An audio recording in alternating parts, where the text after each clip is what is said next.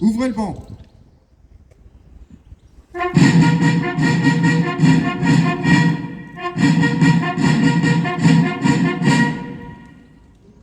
Lecture du message du 19 mars par M. Michel Dupuis de la FNACA.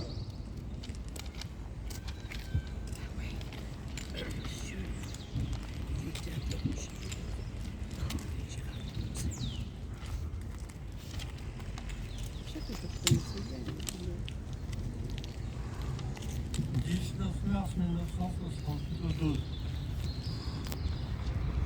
Voilà, ici, 62 ans, c'était le cessez-le-feu. Le 19 mars à midi, article 1 des accords d'Évian.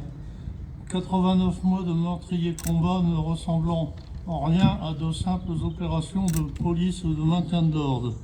Cette guerre allait mobiliser près de 2 millions d'hommes, dont la majorité du contingent rappelé militaires de carrière contractuelle.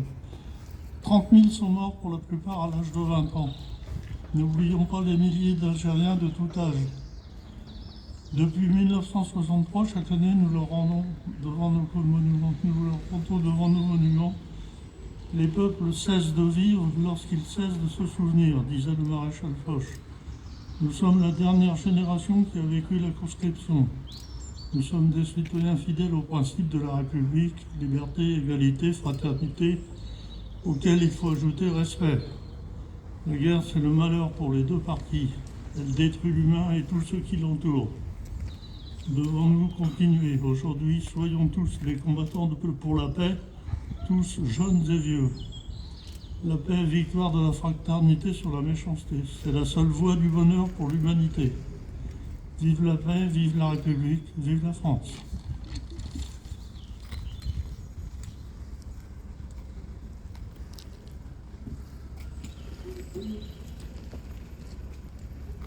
Lecture du texte de Madame Patricia Miralles, secrétaire d'État auprès du ministre des Armées, chargé des anciens combattants et de la mémoire par Monsieur Kopek, secrétaire général.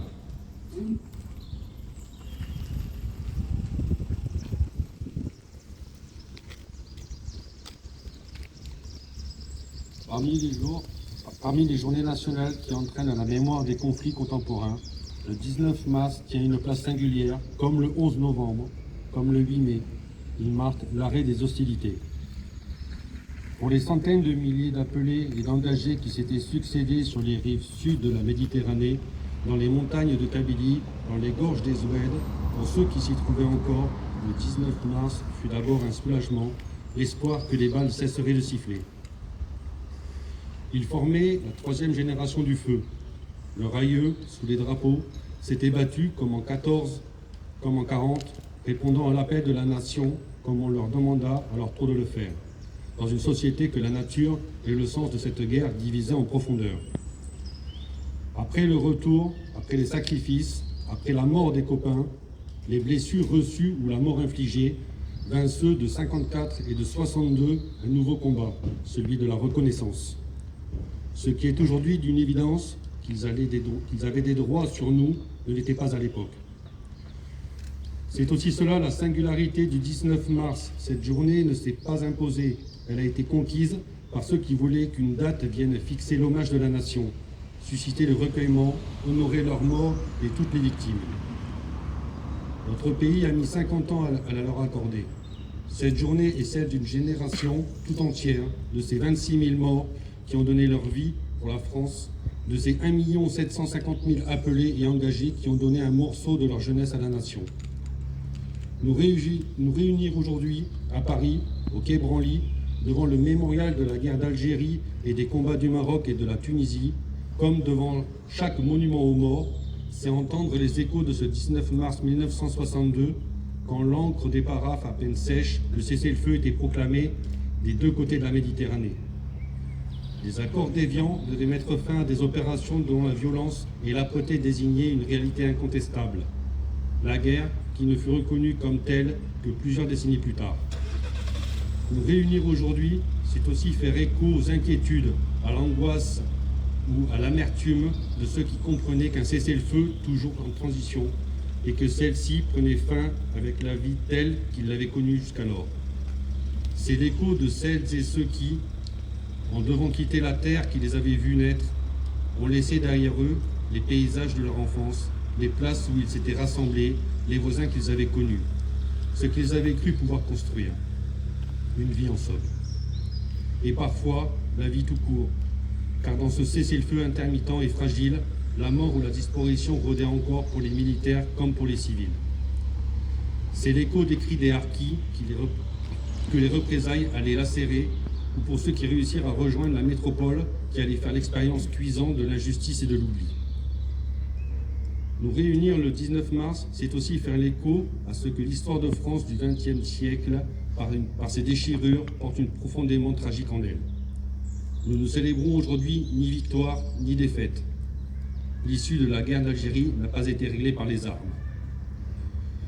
Le chemin sur lequel la nation s'est engagée est celui de la réconciliation des mémoires à laquelle chacun doit participer avec lucidité et honnêteté face aux faits.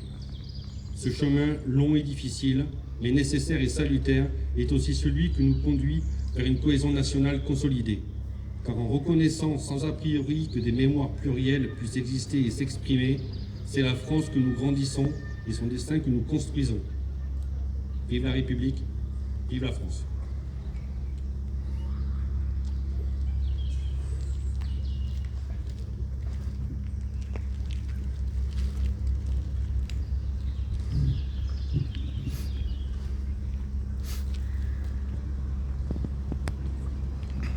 Fermez le banc.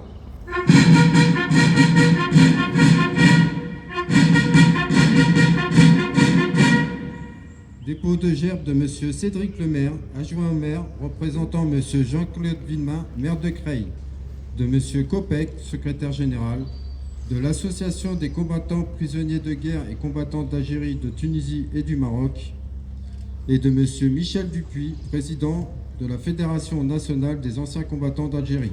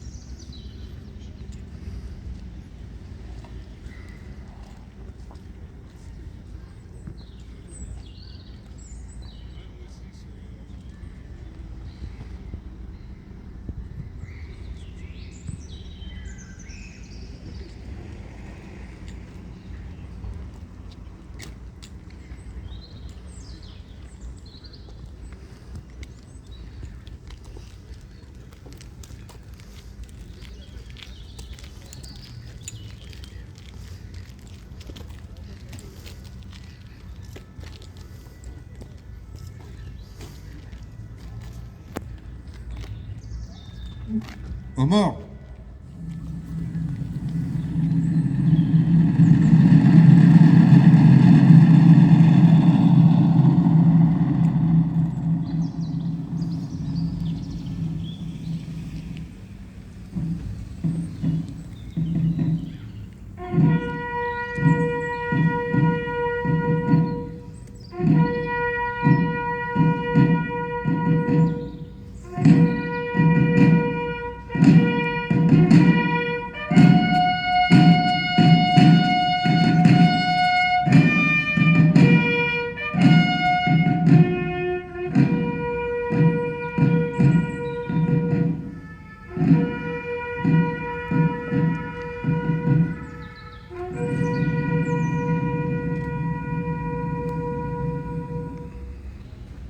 Mesdames, Messieurs, veuillez observer une minute de silence à la mémoire de nos morts.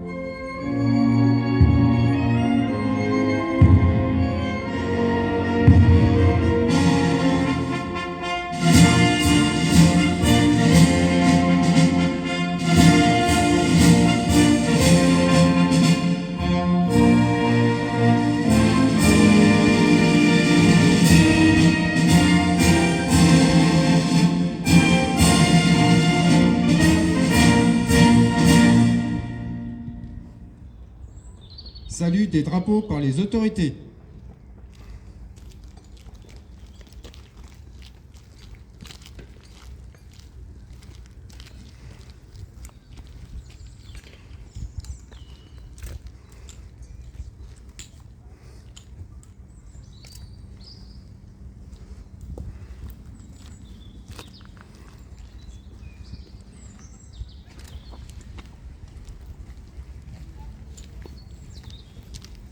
Mesdames, Messieurs, merci. Merci de votre présence.